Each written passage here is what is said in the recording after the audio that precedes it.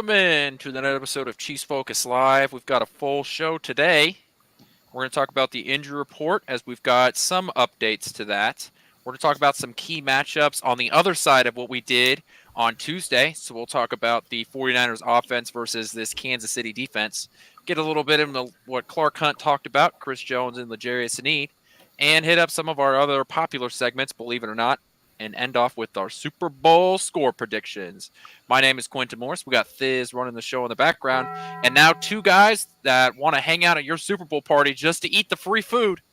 It's the old man himself, JP, and the Professor Caleb. How are we doing this wonderful Thursday, gentlemen? Not too bad, man. How about you, Caleb? Pretty good. Ready for a Super Bowl. Let's get it started. Let's get it started. It's crazy down here, by the way. Just so you know, it's fucking crazy. I can imagine. Oh my God, man! I mean, people are everywhere. It's chaos. It's mayhem. The guy that climbed the spear got off with no bail. He just walked out of the courtroom today. The judge looked like she was like 19 years old, and just basically let him walk. And it's just like, I can't deal with this right now. Yeah, and she's like, okay, come on, I got Super Bowl tickets. Somebody's letting me in. I got a security guard let me in the back door. I don't want to deal with you anymore. So yeah, this is his third offense of this. So how far did he climb up? All the way to the top. Oh my God! All the way to the top. Okay, well, and then they let him out. Nothing. Well, it was kind of weird. I didn't know there was an opening at the top of that thing, but they got him through the top. I thought they were going to send a helicopter down to pick his ass up, but no, there's an opening up there, and they just opened it up and arrested him right there on top of it, and then brought him down. And he'd been sitting in jail, and then they released him today with no nothing. He just walked out on his own. What's up, Will? So, but yeah, there's a lot of, there's been jets flying over. I live kind of close to the private airport here. Mm-hmm. I'm probably, 10 miles away from it or so, but they fly over my house, and it's constant. One jet after another going to that private airport. I think there's 3,000 private jets here right now. Ooh. So it's crazy, man. It's absolutely crazy. It's going to be fun. It's going to be a time. All right, anyway. Well, let's move into the injury report. Not great news for Chiefs fans, as we have some news. We have some news that came from Andy Reid today. He said that he would probably bet on Joe Thuney not playing against the 49ers. Not great. Still hasn't been ruled out, though. He still hasn't practiced at all, though. And if we know Andy Reid, generally speaking, if guys haven't practiced at all by this point, it's not looking good. Just overall not a great situation. A couple other guys were limited in practice. Clyde missed practice on Wednesday because of an illness. He was limited today. Rashee Rice was limited in practice with, it says ankles. It's one ankle, by the way. So it's just funny that because other, like Isaiah Pacheco has been on the injury report with ankle. Yeah. But Rashee Rice is listed as ankles. I guess he just fell down a mountain and tripped over rocks or something. I'm not worried about it, but he's on the injury report, so we'll talk about it. And then the other guy, Jerick McKinnon, has been limited in practice all week, but it seems he's better that he's making a comeback. So that's good there. On the other side, for the 49ers, they actually haven't updated their Thursday stuff yet, which I don't understand how. But we've got Trent Williams didn't practice, but he usually misses a couple days in practice with resting players, which is what happened. Well, he is 35 years old, so. Yeah, so. And then their defensive tackle, was a full participant. Mm-hmm. George Kittle, Eric Armstead were limited in practice, but, if you're even feeling a little bit good enough to go, you're going to go. Yeah. Really, it's Kansas City that is feeling definitely more of the injury bug, as it were, and Joe Thuney is definitely the biggest problem there. Mm-hmm. Yeah, he's the only one that is the major issue. Everybody else is pretty much going to play. I think McKinnon, from what I've heard, McKinnon is most likely going to be active as long as everything goes smoothly.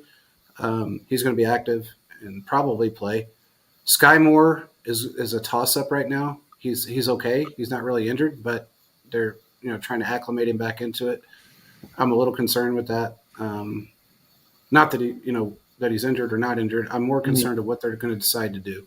And I think this partly is gamesmanship. I think everybody's flipping out about things that probably aren't really something to flip out about yet.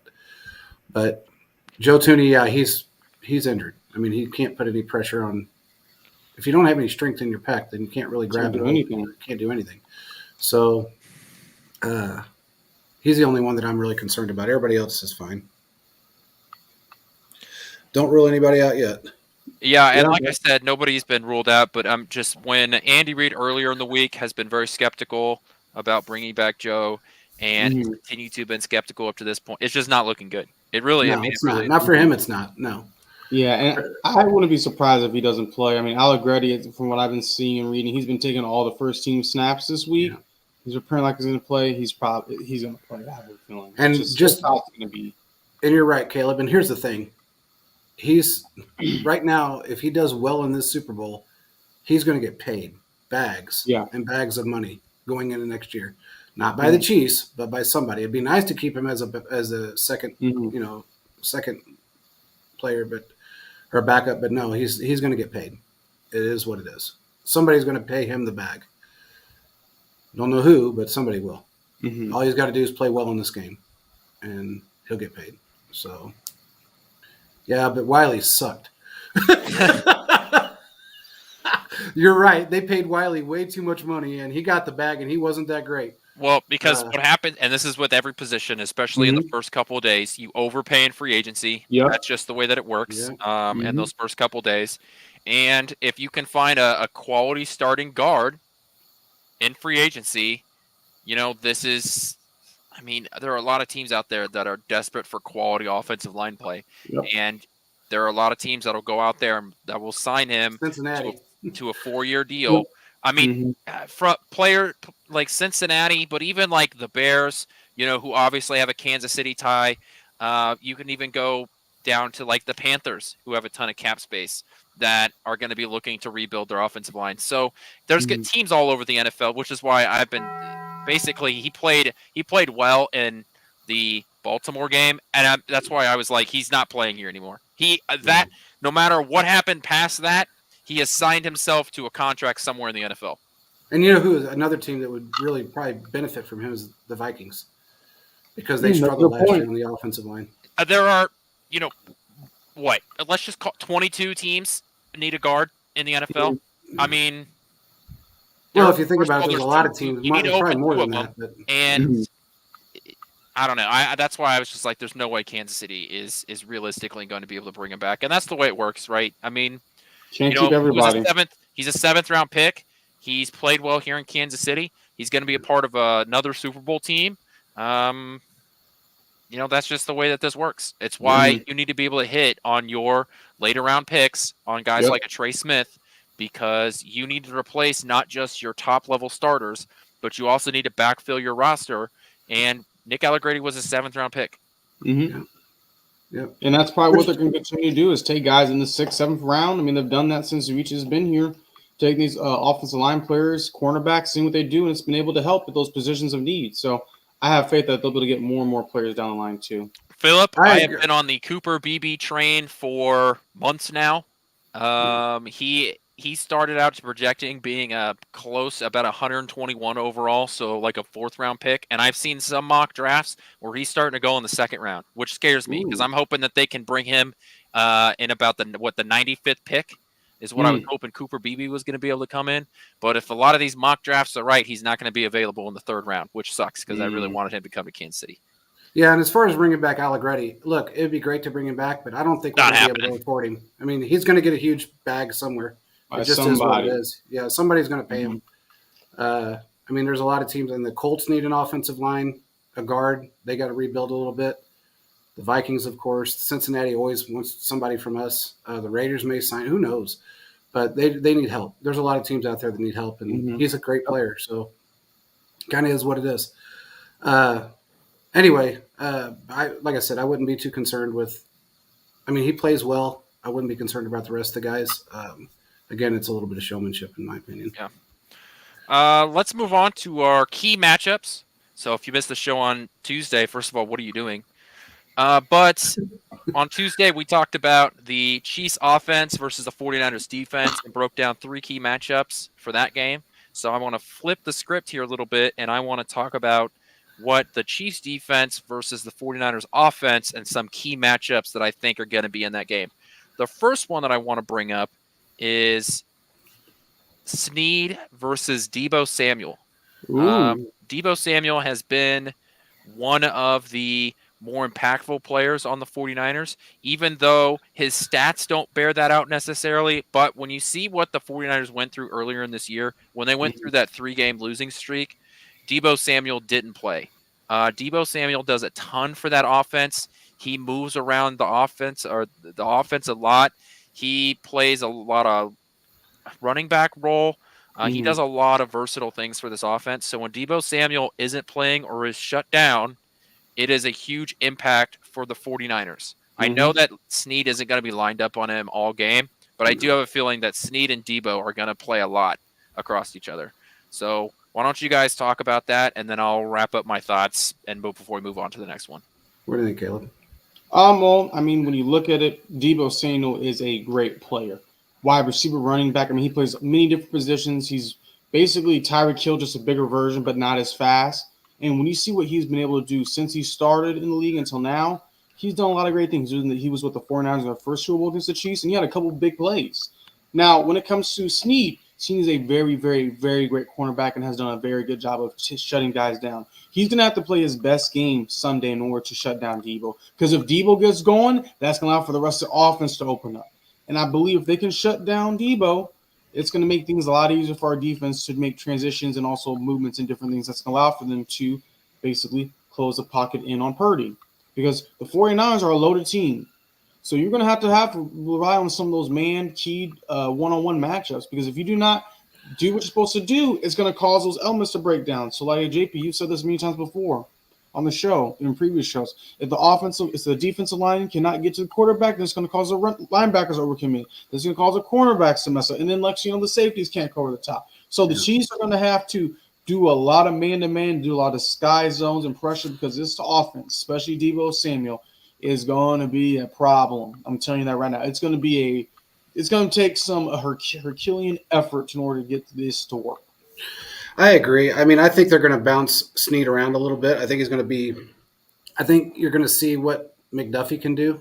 I think they may play McDuffie on Deebo at the beginning just to see what happens because you got Ayuk out there, and he's another one that can really be a danger. So I think it really depends on who's playing the fastest ball out there as far as those 2 wide receivers are concerned, is who they're going to put Snead on. And McDuffie's no slouch. I mean, he's one of that's the best CB duo in the game. But I think they're going to move him around a little bit. I think they're going to see what McDuffie can do and make adjustments from there. But he's a threat, man. There's no doubt about it. I mean, they have a couple of threats on that team.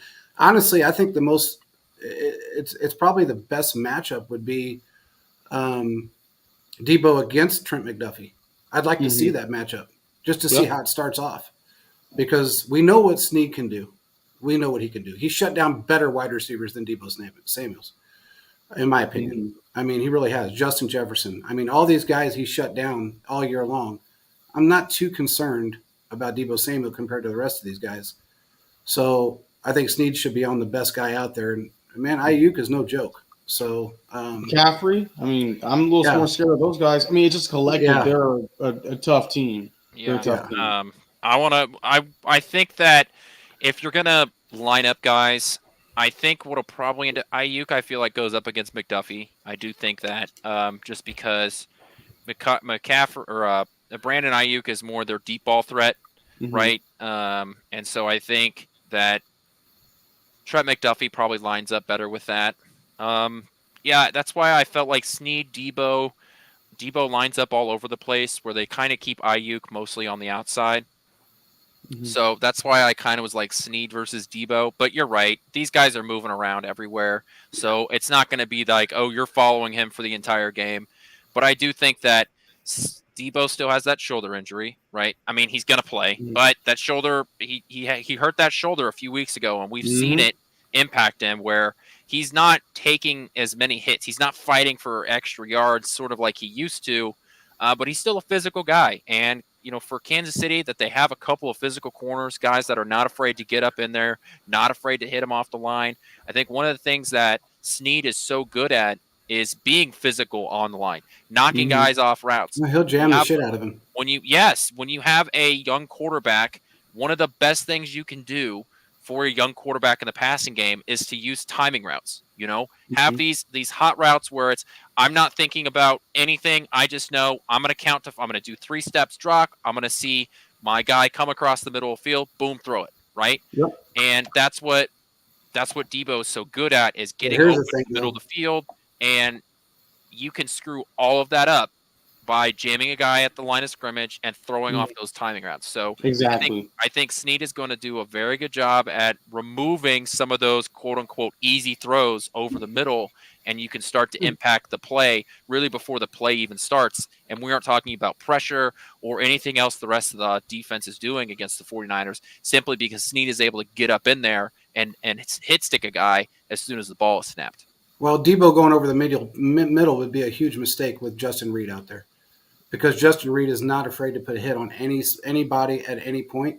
And if that's his safety help over the top, oh shit, Debo's shoulder's going to really feel it after a couple of hits, because Reed doesn't play. He hits people to bury them. And I mean, if he wants to go over the middle and catch a ball and get hammered by either one of those guys, that's on him. But Justin Reed will play a huge part in this game, I think. Yeah. Speaking of guys over the middle, let's move into our second key matchup. I have Willie Gay versus Christian McCaffrey. Sort of like our other conversation, I know that Gay is not going to be the one guy, going against Christian McCaffrey. This is going to be a team effort, because Christian McCaffrey is the most talented running back in the NFL, and honestly, it's not even close. McCaffrey is so good in the pass game and the run game. McCaffrey does it all. But when you're talking about going after an elite athlete, Willie Gay is by far the most athletic linebacker that Kansas City has. He's also but if you were to add and even out the talent level between quality of tackles, between quality of athleticism and ability to cover, Willie Gay is the best all-around linebacker. I think, Drew Tranquill is better in pass coverage. Nick Bolton is a better tackler. But Willie Gay is just really good at everything altogether. So that's why I have Willie Gay sort of in that McCaffrey conversation. Plus, remember, he didn't play last week against Baltimore because of that stinger that he had. But he hasn't been up in the injury report at all over the past 10 days. So Willie Gay is going to play. And I think that when you're not playing in your nickel coverage, Willie Gay is going to be out there, and it's going to be his job to cover him in some of those little flat routes. And there's a chance Willie Gay ends up being the leading tackler for Kansas City at the end of the game, because he's going to be all over McCaffrey. And it's going to be important for Kansas City to limit what he does. And so that's why I think Willie Gay and Christian McCaffrey is sort of that key matchup. Yeah, and then that's the thing. I mean, Philip's right. His east-west movement and his athleticism is what's going to make this. And Christian McCaffrey, even though he's a guy that sort of that finesse guy, right, makes guys miss, but he's also not afraid to run into you either. No, Willie Gay is going to have to eat some hits in order to get Christian McCaffrey on the ground. Like, Christian McCaffrey is truly by far the best running back in the NFL in any sort of, whether it's receiving or running between the tackles or breaking something outside. McCaffrey's the dude. And that's what I was so worried about, and that's what I actually said that he worries me more than anybody on this football team. Because he can break a play and go 60 yards and a touchdown. You're right. He can take a pass and go 60 yards. He can take a run between the tackle and go 60 yards. He can take a toss on the outside and go 60 yards. McCaffrey's their best weapon, and it's going to come down to Willie Gay and the rest of the linebacking core really to stop him. So, this is by far probably the most key matchup when you're talking the 49ers offense and the Chiefs defense. And I think Willie Gay is probably going to be responsible for most of it. But, Drew Tranquill and Nick Bolton are going to be in charge of all of it. Yeah. And don't be surprised if Drew Tranquill is not lined up like he did against the Baltimore. He lined up kind of like a linebacker, put his hand in the dirt. He was ready to go. He was a quarter step away from taking Lamar down on that play. Don't be surprised if you don't see Tranquil doing a couple of plays like that, or them lining him up that way, because I can see that happening. But I agree. I mean, Willie Gay he's going to have to be on his game. And look, honestly, I think, in my opinion, and I would say this if this group was somewhere else, this is the best linebacking core in the league. Oh, for sure. I don't think you're going to find 4 more guys that can play like these guys. So, you have 3 pure starters, and your 4 or 5 guys are quality number 3 linebackers at worst. Absolutely. So this is something we've talked. I don't want to beat a dead horse here. This is something we've talked about literally going back to last July, right? Post training camp. That was what I was saying. And then preseason, I think it just showed you what you had when you had your backups play. So yeah, this linebacking core has been a strength all year, and this is going to be their toughest challenge by making sure that McCaffrey doesn't break this game wide open with his ability. Yeah, and honestly, I mean, it's one of those things to where you have to look at it from both perspectives. I mean, these guys, no matter what, if you stop the run, that's going to force Purdy to pass. It is what it is. And I think they can do that. I think they can absolutely do that. But, I had a guy on the PSF app today tell me that he thought that San Francisco had a better linebacking core because our guys are young. And I said, what are you talking about? I mean, we got a 4-year guy in Willie Gay, 3-year guy in Nick Bolton, a 6-year guy in Tranquil, and the youngest guy on our group is a 2-year guy, which is Chanel.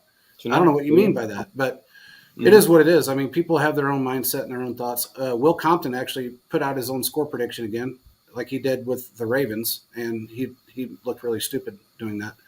But he did it again, and I will tell you, in my opinion, with this linebacking core, Will Compton said that he didn't think our linebackers were that great. Okay. Well, this is the time to prove him wrong, because I told everyone last week. This week, they're all going to pick the 49ers. Vegas is favored the 49ers. Yeah. I mean, I'm going to tell you tomorrow, when they're all at their places in Vegas doing their shows, they're all going to pick the 49ers. Maybe one person will pick the Chiefs. It's just how it is. I mean, the Chiefs are going to have to just be the villains and do the best they can do to win, which I think they can. But it's going to come down to execution, tackling, and making sure they're doing the right place at the right time and players aren't dropping the ball. I mean, we know and see what they can do. Yes, the 49ers defense stuff, absolutely they're tough, but we have the weapons to help outmatch that. But then their offense is difficult as well. So this is going to take just a huge effort from everyone's part. Everybody's going to have to be on point. That's just really how. I mean, you got it. And it's like I said, on defensively, it starts with the defensive line.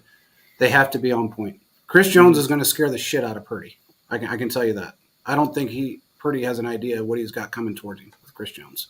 He is on a mission right now. So he hates all the rhetoric. He can't stand it.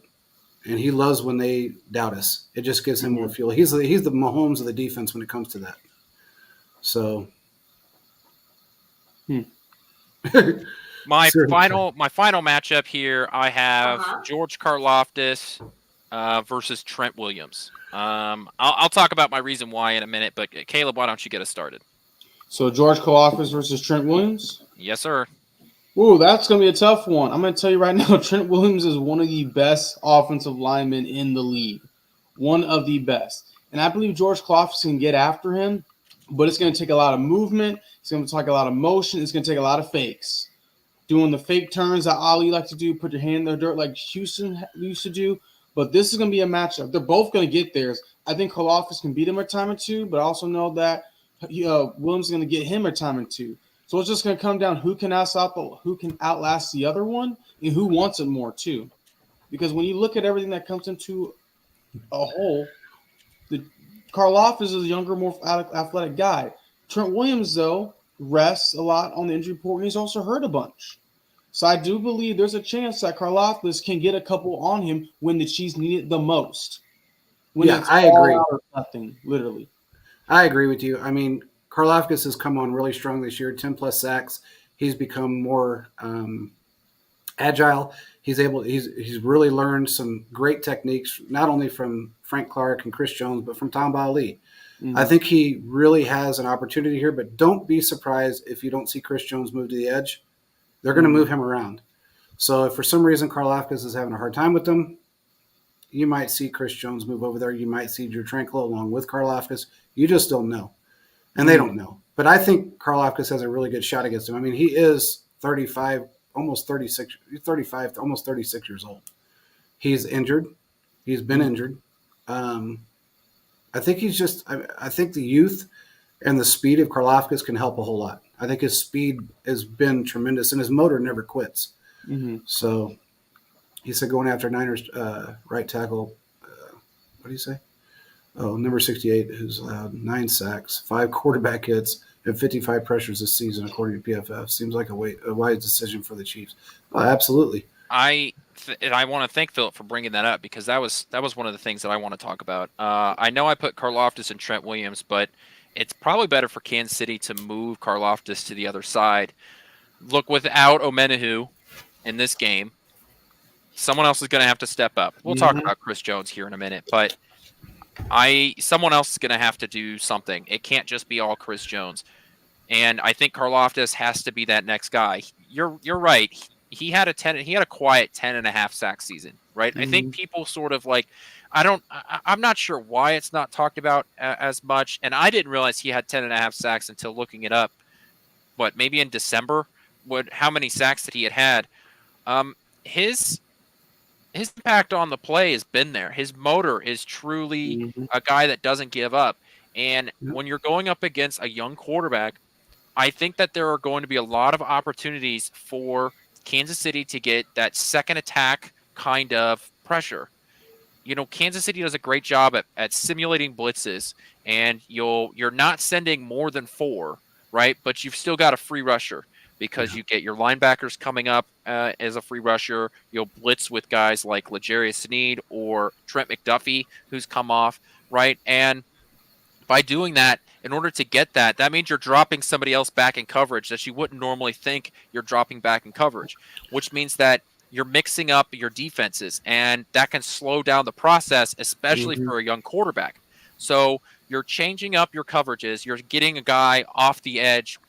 Pick whatever guy that you think that's going to be, and that can benefit your outside linebacker, your outside edge guys, because now the offensive line has to deal with the potential of a free blitzer even further on the outside, and you, who is a guy with a hell of a motor, who continues to go. So when your first move doesn't work, or if it doesn't work, you know that, man, that speed move is coming, that swim move is coming, or I'm just going to try and bull rush you back into the lap of the quarterback. And I got Chris Jones coming up on me. So when it's third and 10 or third and 12, or who knows, third and 20 because there was a holding penalty, this is an opportunity for George Karlaftis to step up and really prove to Kansas City fans, or all NFL fans, that he has the potential to be one of those top guys in the NFL. And if he can continue to develop, he can be that next best pass rush in Kansas City, because Kansas City is going to need that depending on what Chris Jones does. Someone's going to have to step up and take over that I'm the number 1 pass rush guy. And if Karlaftis can prove it here and can play well here, that moves forward for Kansas City. So Karlaftis versus Trent Williams, because that's where Karlaftis lines up, is on the left side.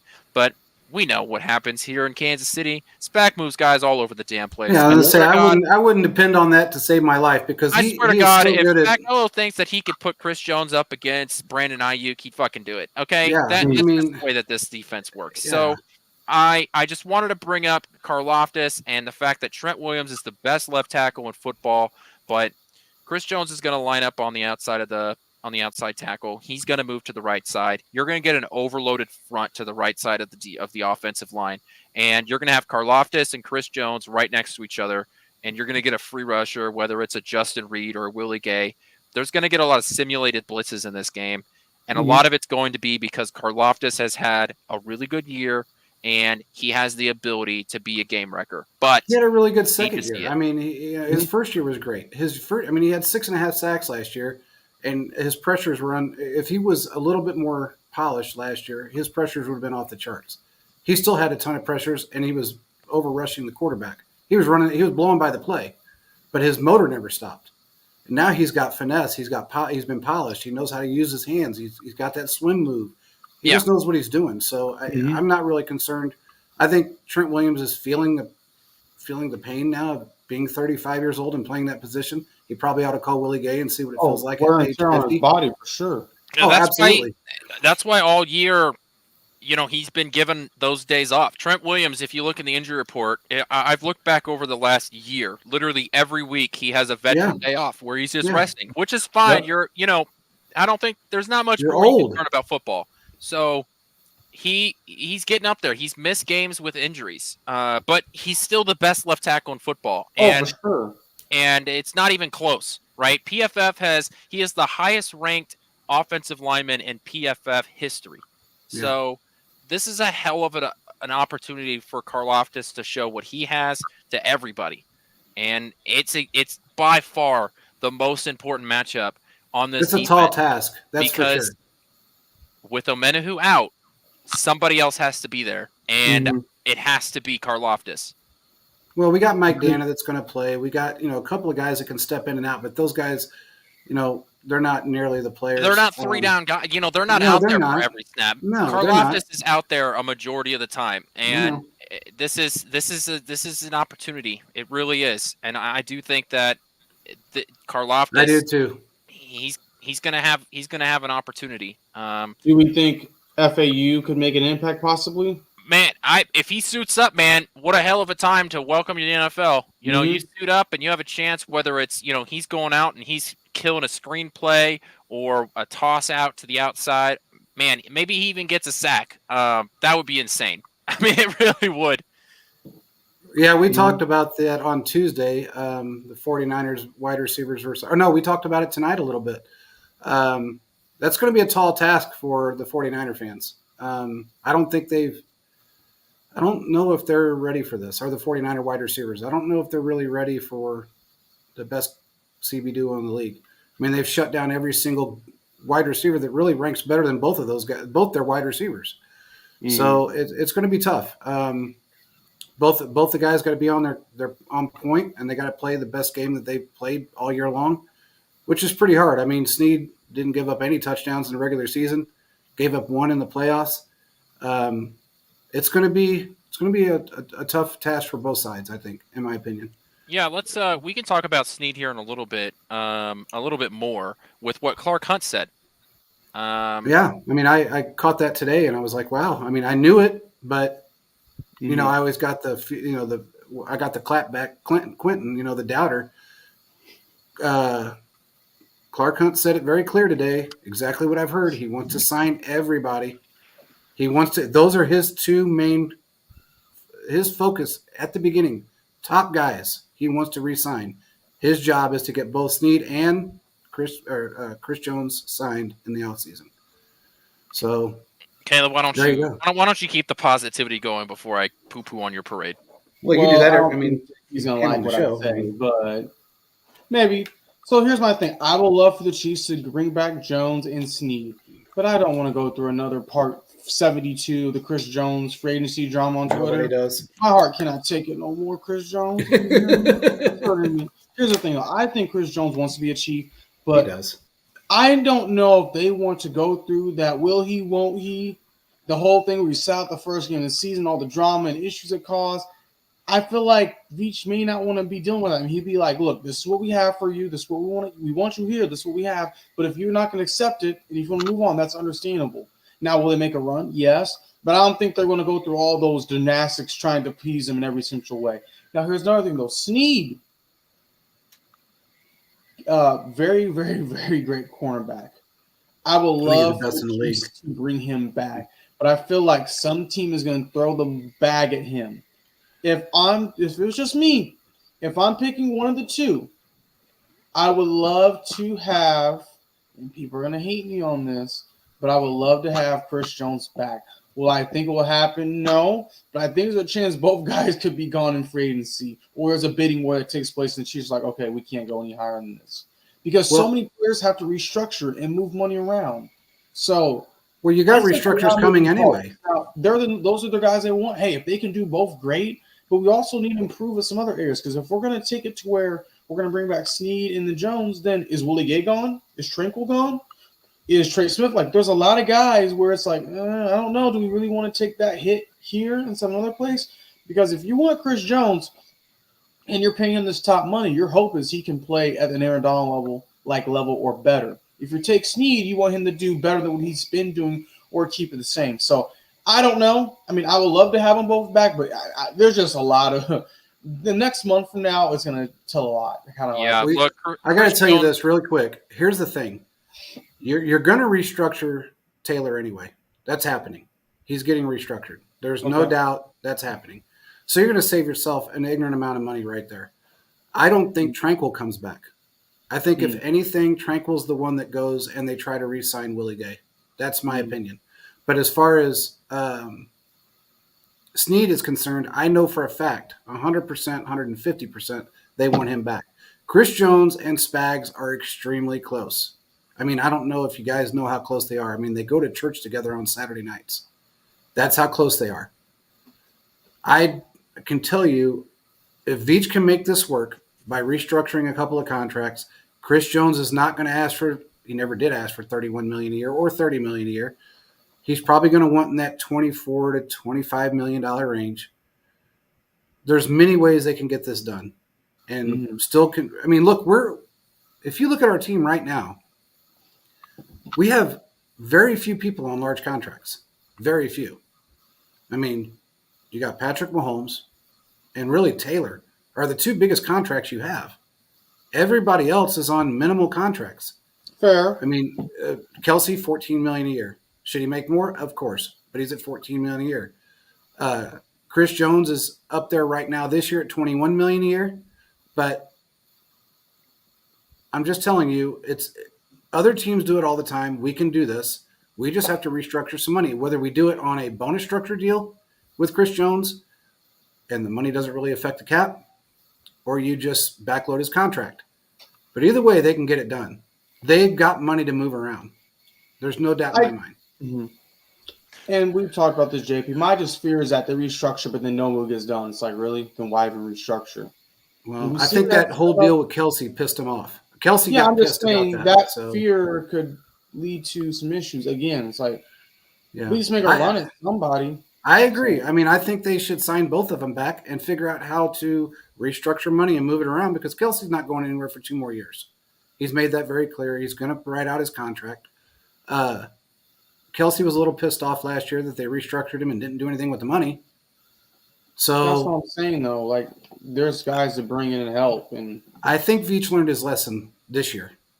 I think he learned his lesson because at the beginning of this 2023 season, Kelsey restructured his deal, got a bonus up front, paid him up front for most of his contract, and the money just sat there. And then they had struggles in the wide receiver room. They had struggles in other areas.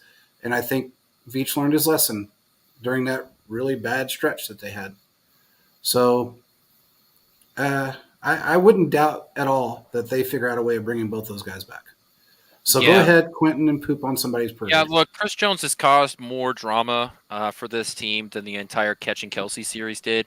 So I'm not surprised that we're going to continue down this road. I'm on board with the L'Jarius Sneed re-signing. You know how I felt about it. It was nothing against him. I thought his blitzing stuff was overrated because that's a scheme thing, and I do still feel that for the most part. But what you've seen with McDuffie and Sneed is relentless, what they're able to do. I think if you pay Sneed, you can pay him for 3 years on a 4-year deal, have the 4th year as sort of that basically a team option. And then by the time his contract is up, you can pay McDuffie. And you sort of, that works out for me. So I get the logic behind that. I'm on board for that. But you're going to have to do it before he hits free agency. I think you can make it work. I do. The Sneed thing, I'm not worried about.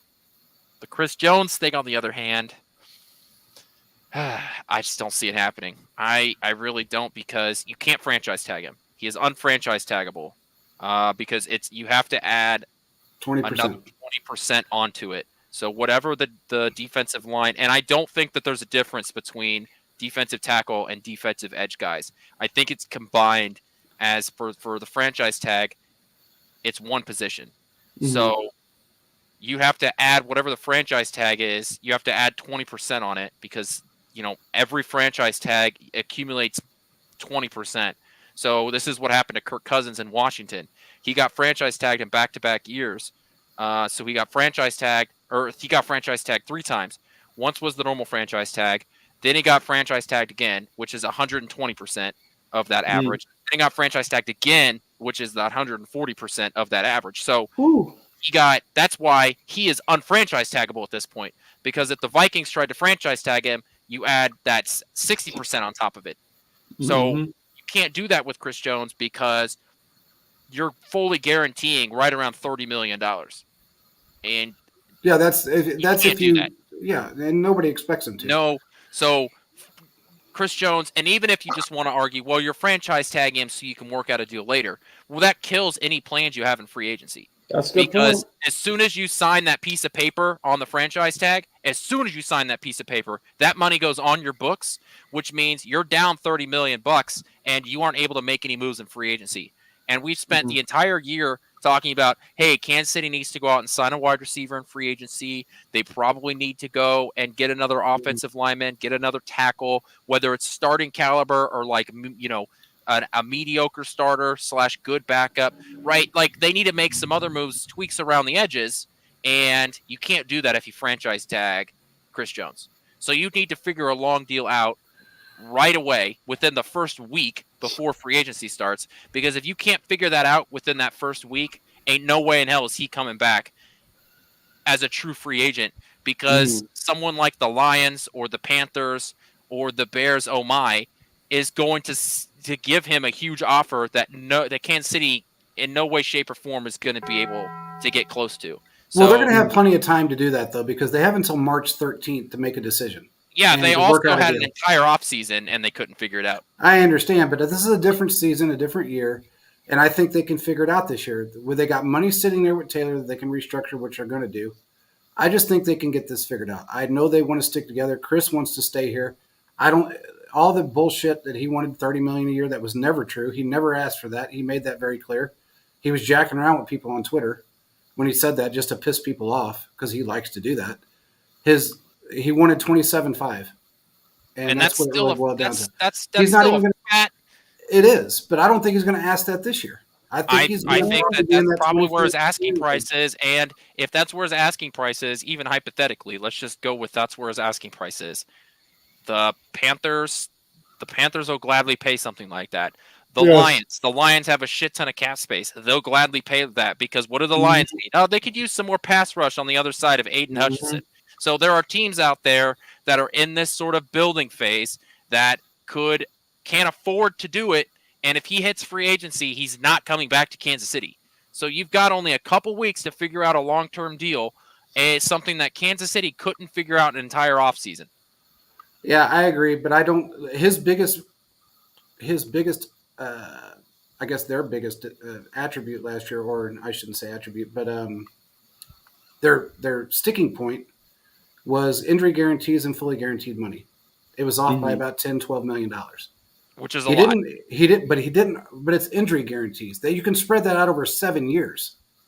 You don't. It's not like the guy retires and he's okay. Well, here's your $80 million. Yeah, check. But the reason why they got rid of their last general manager is because he couldn't figure out contracts. So well, we know Veach can, though, so we're not worried about that. That's the last general manager has nothing to do with this one. What I'm saying to you is my point when saying that is that Kansas City doesn't make those kinds of contracts anymore. They don't do that sort of stuff. They aren't giving a guy like Odell Beckham, like a 3-year deal and then making, what do they call them, void years, like on the back. And that's what that would be, is you're adding void years on the contract. And Kansas City doesn't make those kinds of deals. Injury guarantee? No, those void years. If you're signing a guy to a 3-year deal, but you add void years on the end of it. So when the guy's no longer on the roster, you can still pay him and it still counts towards your cap, but you don't have to pay him a whole bunch right away. Or you can do it in a different manner, and you can say, okay, well, we're going to do this as a bonus structure contract, and honestly, when you retire, we can stretch it over a period of time, but it's all bonus structure money. Then it doesn't affect the cap. There's many ways to manipulate the cap. I mean, teams do it every year, all year long. I know, and the cap's a fictional number. You could look at Tyreek's contract. Look at Tyreek's contract right now. He has not made anywhere near $30 million a year. Nowhere near it. His contract says it, but he doesn't make it. It's the guaranteed money. It's the guaranteed money that he wanted. And that's what Chris Jones wants. And I understand. Figure it Chris out Jones during an wanting entire that money. offseason. I just don't think you can figure it out in less than a month. I'm sorry. I just don't see it happening. know, I would love to see it. But you didn't think Veach wanted to re-sign him either this year. You didn't think that was even going to be on the books. That's his number one priority, is signing those two guys. I think he's going to figure it out. I hope so. I hope he does too, because honestly, we can't replace him. And Veach knows that. Veach is not stupid. He knows what he has. He knows. Look, not only have the wide receivers somewhat stepped up this year, but you got $12 million that you're not going to see anyway, because MVS won't be back next year. We know that. And you go out and find another diamond in the rough like a Rashee Rice, or pull a guy off of another team that you can mold. You don't need to go give a wide receiver huge money. You don't need to do it. You know what I mean? We got to a fucking Super Bowl this year with 40 fucking drops. I mean, it doesn't absolutely have to be, we got to have the cream of the crop. Yeah. We got to have guys that are serviceable that can turn into this that. off-season stuff when our off-season actually starts next week, on our Tuesday show next week, the 13th. Let's talk about the Super Bowl, because once again, Kansas City's playing in it. Didn't know if you knew that or not. No, let's move on to our Believe It or Not segment.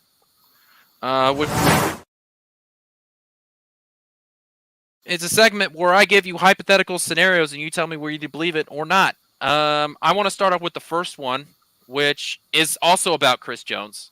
So I have Chris Jones getting 1.5 sacks in this game. So, believe it or not. I believe it. I don't. I believe it. I do. I see 1 sack. I just don't see 1.5. That means he's causing mayhem and havoc everywhere. I feel like they're going to make a game plan to double team Chris Jones. We're going to have to rely on Karloff and some other guys to get into the backfield. I think wherever we're also going to make a game plan to move him around on that line, and I don't think they're going to be able to double team him everywhere. And I think with Karloftis out there, it's going to be tough. I think he's going to get a sack and a half. I do. I think he's on fire right now, man. You ought to hear him down there. He's a crazy lunatic, man. He's like this game is like crack to him. He's like fired up, bro. He's insanely crazy right now. He doesn't care. He's saying some off the wall shit. I mean, it's crazy to think that the things he's saying that are just like, okay, Chris, cool, calm down, buddy. You know what I mean? Don't drink so much coffee or whatever you're doing. Just chill the hell out, because you're kind of wackadoo. But he's pissed. He's more mad that we're underdogs. And he doesn't think Brock Purdy has a shot in hell to beat Mahomes. Yeah. So I think I'm with Caleb. I don't think he gets the 1.5. Here's what I do think, though. I think Jones causes. Write this shit down, Thiz. I'm just saying. I think Chris Jones gets a ton of pressures, and I think that's where Chris Jones. So I'm hedging here actually a little bit. I think I'm kind of agreeing with both of you, where I don't think that he actually gets home a lot, but I do think that Chris Jones is in the backfield more than he has been for the rest of the season, where he's causing a ton of havoc, especially if he gets moved over to the right side of the line, and he's going to break up a lot of plays. And so Chris Jones has a heavy impact on this game. It just doesn't look like that in your ESPN box score. He got a sack and a half on Lamar Jackson, who runs very well. You think he's not going to get that on Purdy? I don't know. I don't know. Purdy's going to get scared. He's going to see that big-ass dude coming at him and just go, fuck it, just go ahead and hit me, man. Just put me down easy. That's all I'm asking. All right, let's move on to our next one. Travis Kelce, a player that we haven't talked about all show. So let's talk about him. Believe it or not, but Kelce gets over 10 receptions. That's tough. I know. They usually are. The only reason I'm saying it's tough is because I have a feeling that they're going to do everything they can to stymie anything that Kelce does. I mean, I understand the Ravens thought that too, and they were the better defense, supposedly, than the 49ers. I don't know, man. I don't think he will. I really don't. I think he's probably going to be around 7 for about 75 yards and a touchdown. Maybe 2 touchdowns. Yeah, I think 7 to 8. Now, there's a chance, but I think they're going to kind of hold him in check. But he's going to get some plays when they need him the most. Yeah. So I say 7 to 8. There's a very good chance he can go over 10, but it's going to take, again, a Herculean effort for that to happen. Yeah. I actually have him going over the 10 receptions. And here's my justification. He changed that just now, Caleb. What? He changed his. He had him under 10, but now he's got him over 10 because we were both under 10. I have a reasoning behind. Jabroni. I have him over the 10 receptions because I think early in the game on that first drive, Kansas City has a ton of plays scripted for Kelsey. So I think on that first drive that he's going to get 3 receptions on that very first drive. I can see that. And then you're telling me that he has basically an entire game to get 6 or 7 more. I think that's where, especially if this game is close, like I believe we're going to think that it is, but we'll get to our scores here in a minute. And you're telling me late in the fourth quarter, Mahomes is not going to go to Travis Kelce to get the ball moving. So I think that there's a lull in like the second quarter, early third quarter, but at the beginning and the end of the game, Mahomes is going to Kelce, and I think that's where he gets over that 10. Okay. We'll see. What's your next one? All right, our next one is going to be about Christian McCaffrey. Can Kansas City keep Christian McCaffrey under 85 scrimmage yards? Now, I said scrimmage yards, so that includes receiving and rushing. I don't think so, man. No. McCaffrey's just too good. Yeah, I don't believe that happening. They're gonna have he's gonna get his plays, but they're gonna have to limit him. Yeah. What's limiting him? Allowing big plays, but also not allowing him in the end zone. Yeah. If that makes sense. He can get what he wants, but as long as he doesn't get in the end zone, that's where the Chiefs can win. Yeah. They're gonna have to keep him, I would say maybe under 125. Mm-hmm. Not under 100, not under 80. Not gonna happen. Or 85 even. Not gonna happen. He's too fucking good, dude. I think Kansas City does a good job shutting him down in the passing game. My worry is some of these rushes, where you've got a Debo, rolling out, motioning from one side to the other. Kansas City's defense shifts over. They try to run to the other side. And they just have, because that's what the 49ers are really good at is scripting some of those rushing plays. Yeah. So I think he probably goes over that 85 scrimmage yards, but it's not because of the passing game. I just think that he's going to get his rushing yards. And 49ers, despite their flaws, they stick to the run game. And Absolutely. So even if early in the game, Christian McCaffrey's getting stuff at the line, that system, whether it's the 49ers or even, like the Dolphins, right? It's that same Shanahan system. They stick to the run game even when it's not working. So you can stop them, big run, and I think it just adds up, and that's how they end it. It's through the running game. Yeah. All right, I have one more thing, and then we can get to our score predictions. I just want to point out that if this game comes down to any kicks, Butker has only missed 2 kicks and has not missed a PAT, while their kicker is a rookie and is 500 this year in the playoffs. So just keep that in mind before you make your score predictions, that the 49ers kicking game is a little sketchy. It is. So with that being said, JP, do you have your score prediction for the Super Bowl? 27-17 Chiefs. How did they come by the 27? Is it like a late breakaway, or do you have it with? No, I think they're going to take off early. The one thing they have to do in this game is they have to start off strong and finish strong. They can't do what they did. I'm sorry, but they just can't do what they did to the Ravens. They can't go scoreless in the second half. They have to score. So I think they're going to start off strong, pretty quick, pretty heavy. You're going to see a lot of Pacheco and a lot of Rashee Rice and maybe some Kelce mixed in too. But I feel like this is what they're going to have to do to be able to run away with the game. And I do kind of feel like maybe, just maybe, if they put 21 up on the board with the offense, I got a feeling Brock Purdy throws a pick 6 or at least an interception that allows us to score. Caleb, what you got? I thought about this a long time. I think the Chiefs are going to win. I think the score is going to be 34-29 Chiefs. Ooh, you think they're going to give up 29 points? I think it's possible. A lot of field goals.